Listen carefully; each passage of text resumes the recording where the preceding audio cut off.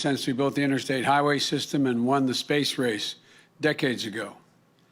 It's the single largest investment in American jobs since World War II. And it's a plan that puts millions of Americans to work to fix what's broken in our country. Tens of thousands of miles of roads and highways, thousands of bridges in desperate need of repair. But it also is a blueprint for infrastructure needed for tomorrow, not just yesterday, tomorrow, for American jobs, for American competitiveness. Last week, I said that once Congress is back from recess, I'd get to work right away because we have no time to lose. So here we are. Democrats and Republicans will have ideas about what they like and what they don't like about our plan. That's a good thing. That's the American way. That's the way democracy works. Debate is welcome. Compromise is inevitable. Changes are certain. In the next few weeks, the Vice President and I will be meeting with Republicans and Democrats to hear from everyone. And we'll be listening. We'll be open to good ideas and good faith negotiations. But here's what we won't be open to. We will not be open to doing nothing. Inaction simply is not an option.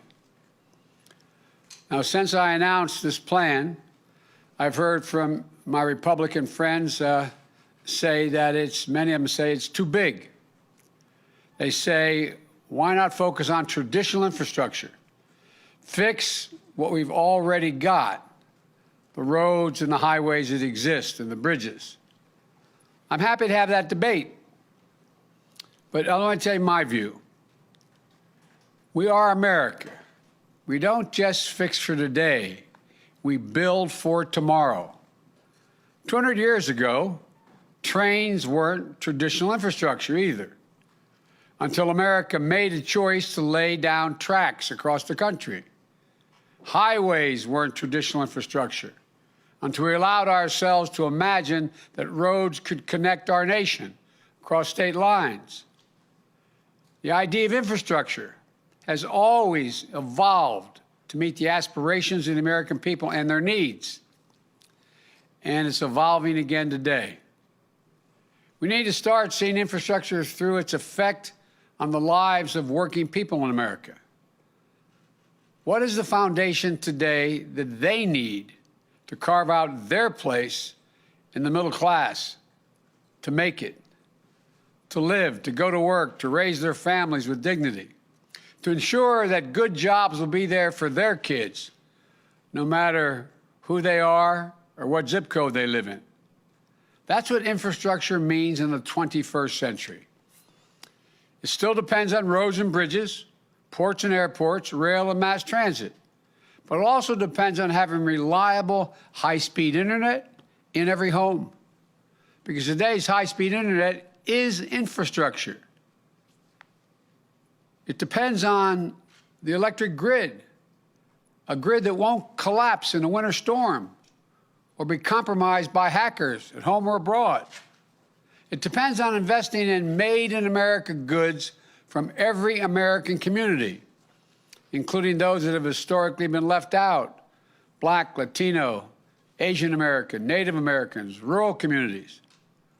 Talk to folks around the country about what really makes up the foundation of a good economy. Ask a teacher or a child care worker if having clean drinking water, non-contaminated drinking water in our schools and our child care centers is part of that foundation. When we know that the lead in our pipes slows a child's development when they drink that water. Ask the entrepreneur whose small business was destroyed by the second 100-year flood in the last 10 years in Iowa. Or wildfires in the West that burned 5 million acres last year, an area roughly the size of the entire state of New Jersey. More fires than ever. Or the devastating damage, seen more frequent and more intense hurricanes and storms on the East and Gulf coasts. Ask all those farmers and small business owners and homeowners whether investing in clean energy to fight the effects of climate change is part of infrastructure. Ask folks in rural America where more than 35% of the people lack a reliable, high-speed internet, limiting their ability to conduct business or engage in remote learning for their schools. Ask them whether investing in internet access will lead to better jobs in town, new markets for farmers, and better opportunities for their kids. And I'm serious about this. Ask the moms and dads in the sandwich generation, the folks carrying enormous personal and financial strains trying to raise their children and care for their parents, their elderly parents, or members of their families with a disability. Ask them what sort of infrastructure they need to build a little better life, to be able to breathe a little bit. It's expanded services for seniors. It's home care workers who go in and cook their meal, help them get around and live independently in their home, allowing them to stay in their homes, and I might add, saving Medicaid hundreds of millions of dollars in the process. It's better wages and benefits and opportunities for caregivers who are disproportionately women, women of color, and immigrants. Or ask our wounded warriors and military families. To my Republican colleagues in Congress, shouldn't we modernize VA hospitals? Update them? Many of them are more than 50 years old. How about the estimate 450,000 post-9/11 veterans with post-traumatic stress disorder, who when they make that emergency call, or their husband, wife, son, daughter makes that call to the VA hospital, Dad needs help, we have to bring him in. And they hear, you have to wait. We don't have room now. Come back, call me back in 8 days, 10 days, 12 days. Look at the more suicides in the military than people getting shot.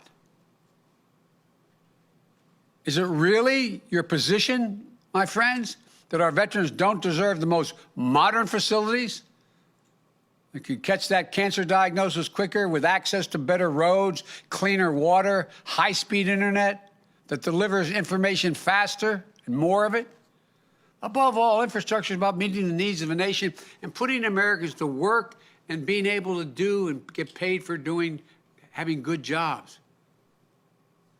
Plumbers and pipe fitters, replacing those literally thousands of miles of dangerous lead pipes.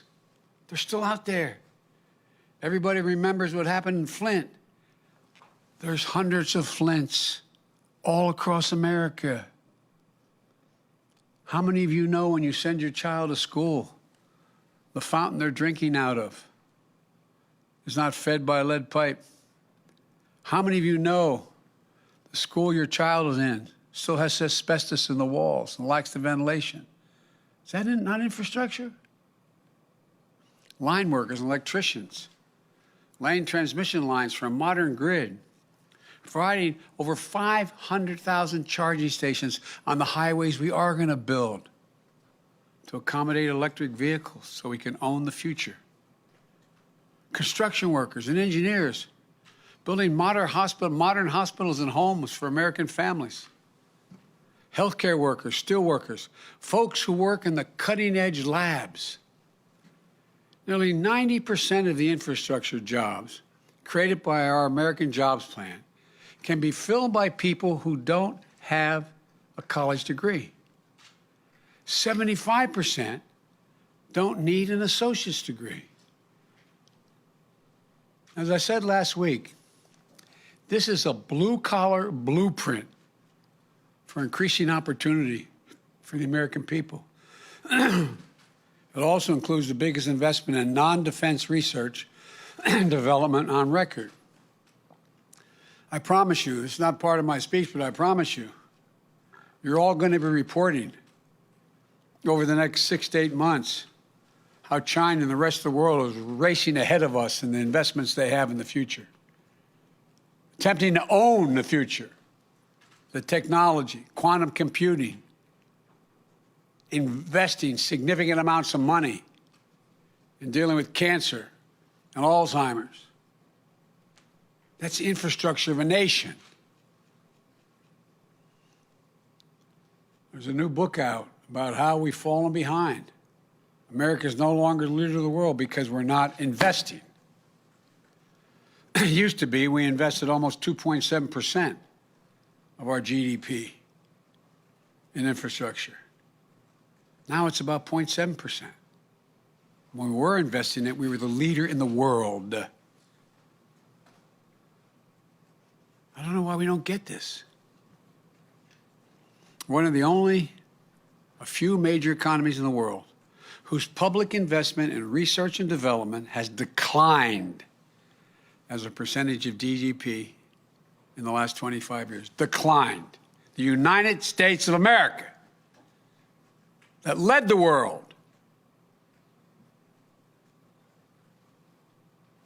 Why does this matter? Investing in research and development helped lead to lithium batteries, LED technology, the internet itself. It helped lead to vaccine breakthroughs that are helping us beat COVID-19, to the Human Genome Project, which has led to breakthroughs in how we understand and fight cancer and other diseases. Government, meaning the taxpayers, funded this research. Government. When we stop investing in research, we stop investing in the jobs of the future, and we give up leading the world. When we do invest in research, what we're really doing is raising the bar on what we can imagine.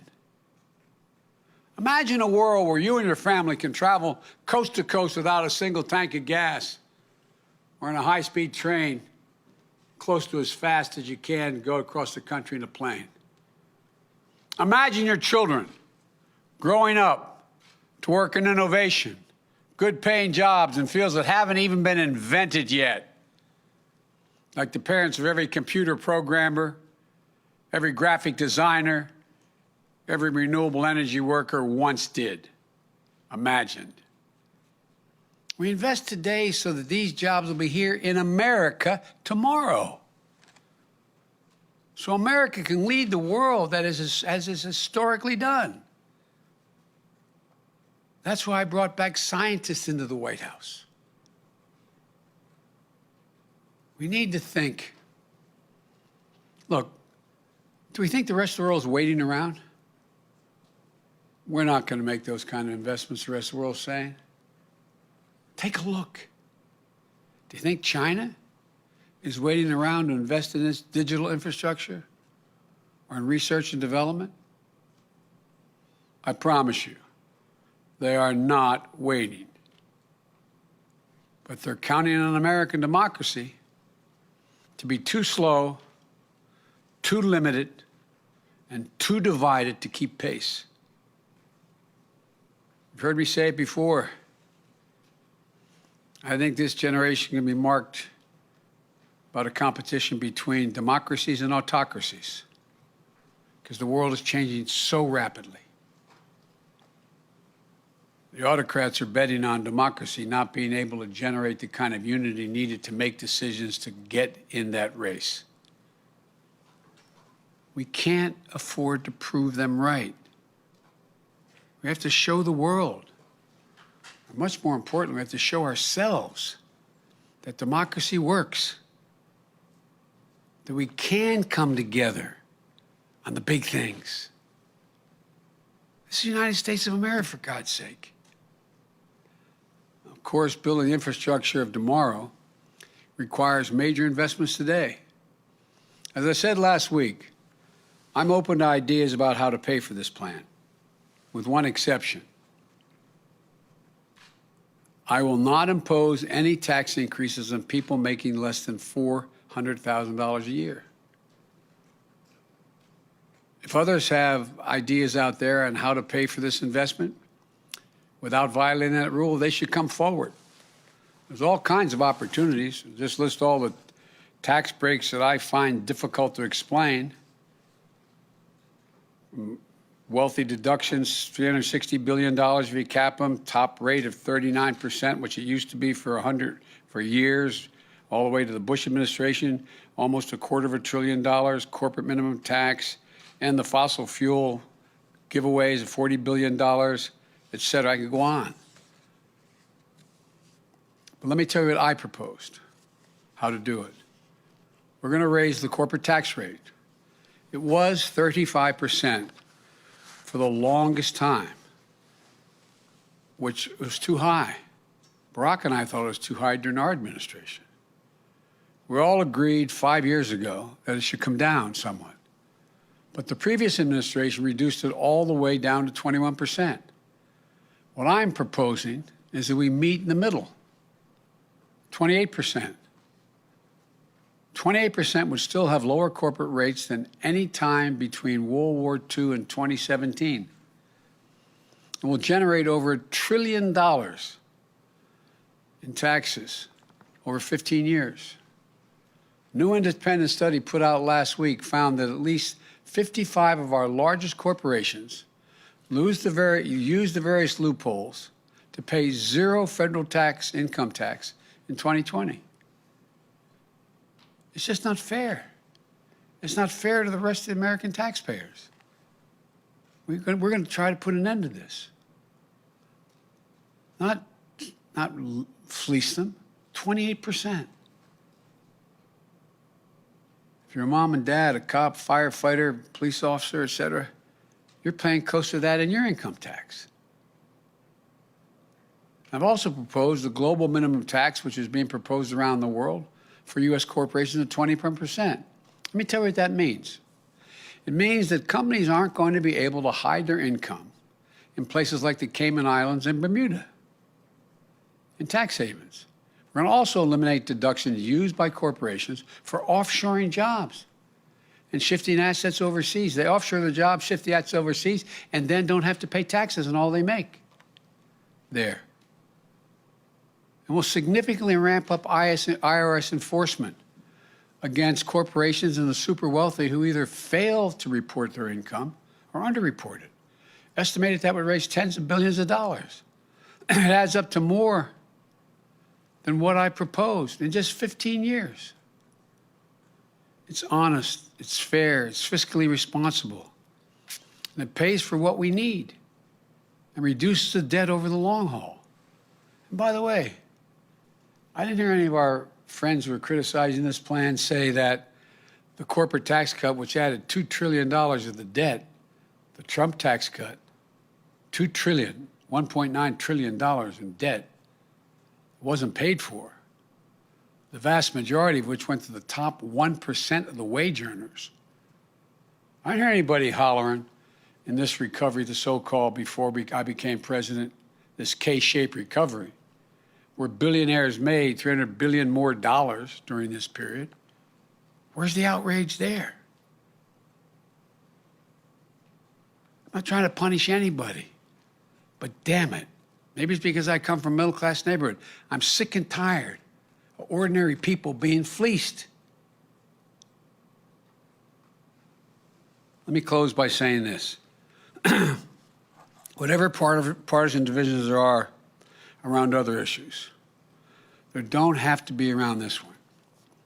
The divisions of the moment shouldn't stop us from doing the right thing for the future. These aren't Republican bridges, Democratic airports, Republican hospitals, or Democratic power grid. Think of the Transcontinental Railroad, interstate highway system, or the space race. We're one nation, united and connected. As I said last week, I'm going to bring Republicans to the White House. I invite them to come. We'll have good faith negotiations. And any Republican who wants to get this done, I invite them. We have to get these things done. We're at an inflection point in American democracy. This is a moment where we prove whether or not democracy can deliver, whether it can lay the foundation for an economy built from the bottom up and the middle out, not trickle-down economics from the very top, whether it can lay a good foundation for good jobs in a 21st century economy. I tell the kids, the young people who work for me, told my kids, when I go on college campuses, they're going to see more change in the next 10 years than we've seen in the last 50 years. We're going to talk about commercial aircraft flying at subsonic speeds, supersonic speeds.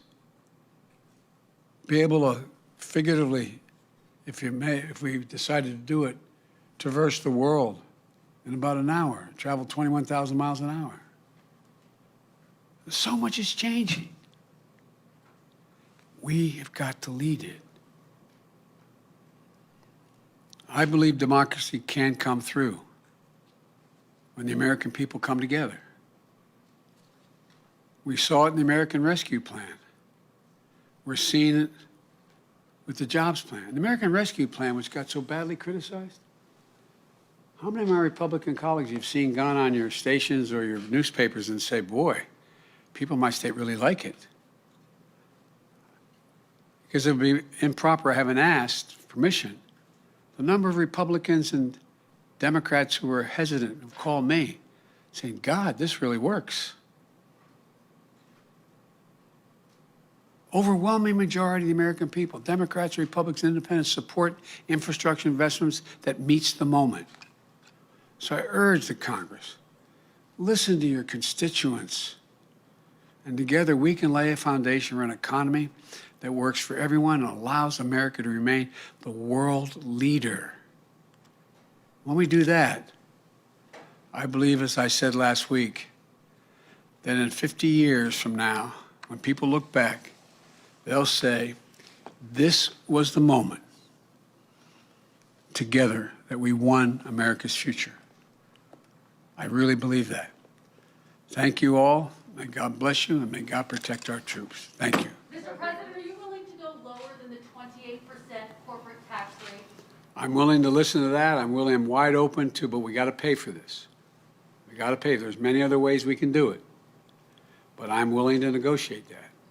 I've come forward with the best, most rational way, in my view, the fairest way to pay for it. But there are many other ways as well, and I'm open. Will you have failed on your promise of bipartisanship if you don't get Republicans on board with this plan, your first plan passed along party lines? Look, what I said was I would try to work with my friends on the other side. There are things we're working on together, some of which we passed and some we will pass. But the last plan, I laid out what was available, what I was suggesting, and how I deal with it. And a bipartisan group came to see me. And then the Republican group came to see me. And they started off at $600 billion, and that was it. If they'd come forward with a plan that did the bulk of it, it was $1.3 billion or $4, 2 or 3, that allowed me to have pieces of all that was in there, I would have been prepared to compromise. But they didn't. They didn't move an inch. Not an inch. But for example, I am dealing with a bipartisan group that came to see me. Now it's about, 3-4 weeks ago when they came about computer chips and they said, look, we have to have our own supply. We have to work together. We're working on that. Chuck Schumer and I think McConnell are about to introduce a bill along those lines. So I'm prepared to work. I really am. But to automatically say that the only thing that's infrastructure is a highway, a bridge, or whatever, that's just not rational. It really isn't. I think the vast majority of Americans think everything from the sewer pipes to the sewer facilities to the water pipes, I think they're infrastructure.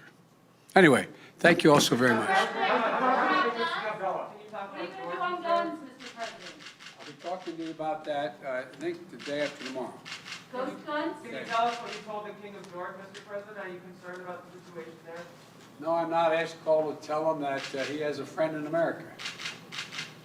Stay strong.